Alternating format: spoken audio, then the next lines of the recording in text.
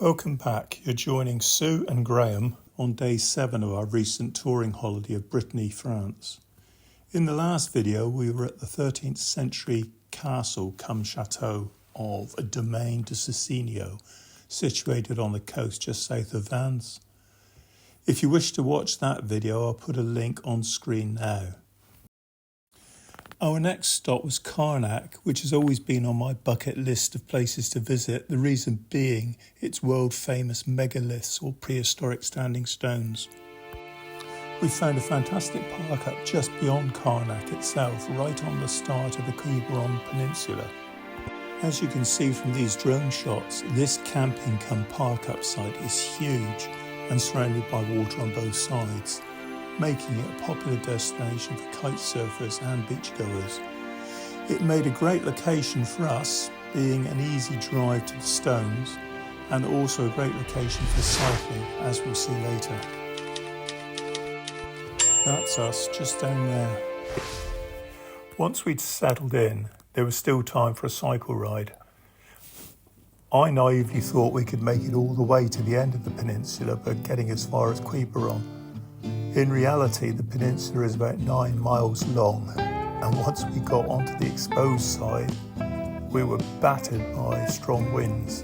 So we were forced to make a quick detour from the exposed Atlantic side across to the sheltered east coast, hoping to find a restaurant and food.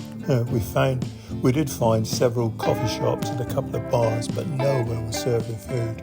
So it was time to head back to the van.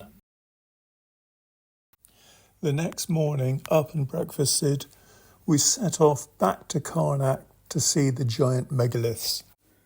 Well, it was a good job that we got there early, as the visitor car park soon filled. We had planned on cycling from place to place to see the megalithic stones, but truth be told, after yesterday's long cycle ride, both our backsides were pleading for mercy, and lo and behold, there was one of these. Not my usual style, but it'll do. We set off on the tourist train and headed away from the monoliths back into the town of Carnac. At first I thought we'd caught the wrong one. We hadn't. The thing took us off to see the Carnac waterfront before turning back inland following the river Carnac, past expensive looking marinas. Thankfully the tourist train had headsets in place so we could understand the dialogue of what we were seeing in English. Eventually we came upon the first stones. The Carnac stones are a remarkable megalithic complex dating back to the Neolithic era around 7000 to 4500 BCE. This site features thousands of stones arranged in alignments stretching over several kilometres. One of the most intriguing aspects is their alignment with the lunar calendar and the solstices, suggesting possible astronomical significance. While their exact purpose remains a mystery, scholars have proposed various theories. Some believe they were part of a ritualistic or religious ceremony, possibly linked to fertility or ancestor worship. Others suggest they could have served as territorial markers or even as a form of ancient astronomical observatory. Excavations have uncovered tools, potteries and burial sites, further hinting at the complex society that built them. In recent years, advancements in technology like ground-penetrating radar have revealed even more about the site, hinting at additional structures and perhaps even more complex social structures than previously thought. Despite the lingering mysteries, the Carnac stones remain a powerful symbol of prehistoric human ingenuity and a deep connection to the cosmos. Well, all that taken into account, it's very, very impressive. They're massive and there are thousands of them. How the heck did they move them? Once back in the van, we decided we wanted to head out to the end of that peninsula, the one that defeated us on our bikes, heading out to a place called Quiberon, Quiberon. So that's where we went. We decided to stay on a camping municipal site. It was small, very compact and very crowded, not our usual sort of park up. Being right out on the end of the peninsula, jutting out into the Atlantic, it was a windy spot.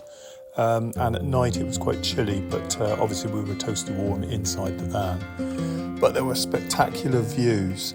So the next day we decided to get on our bikes and head right out as far to the headland as we could go.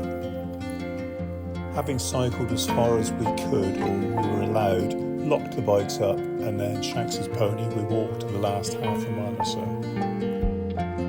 You can probably hear from the video the wind noise. It was blowy out here, and it was quite chilly, but it was beautiful. And I think in this clip Sue was pointing out the shiny rocks. You can't see it in this video, but the rocks everywhere here sparkled in the sunlight. Tiny quartz crystals. They sparkled.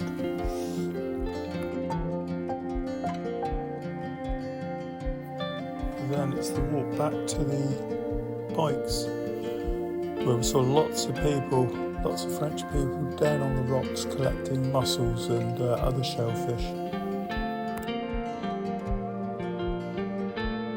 After our brisk and rather blowy walk, it's back on the bikes and we're headed back past our campsite, following the road down into the town of Quiberon. I'm probably destroying the real pronunciation, but that's how it's spelt, so in my mind, that's how I'm pronouncing it.